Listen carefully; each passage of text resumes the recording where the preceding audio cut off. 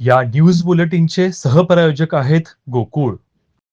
Christian अल्पसंख्याक आणि सर्व घटकातील लोकांच्या आर्थिक, सामाजिक आणि शैक्षणिक उन्नतीसाठी आम्ही कटिबद्ध आहोत.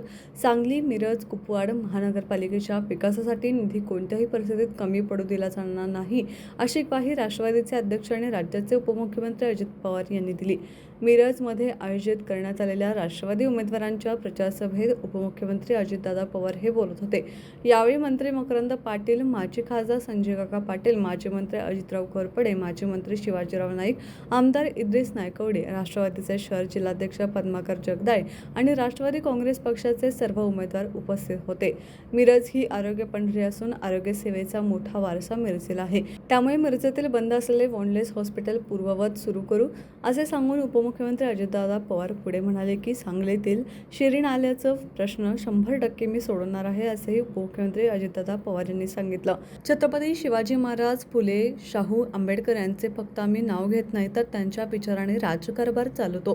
राजकीय पोळी भाजण्यासाठी जाती धर्मात तेढ निर्माण करणे योग्य नाही, असा टोलाही उपमुख्यमंत्री अजित पवार यांनी लगावलाय.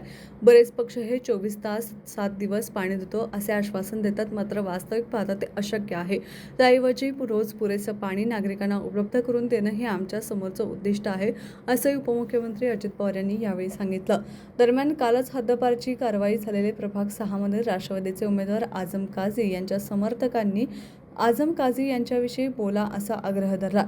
तुम्हाला नाराज करणार नाही, असं अजित पवार यांनी सांगितलं. मात्र नंतर भाषणामध्ये याविषयी कोणता संदर्भ उपमुख्यमंत्री अजित पवार यांनी उपस्थित केला नाही.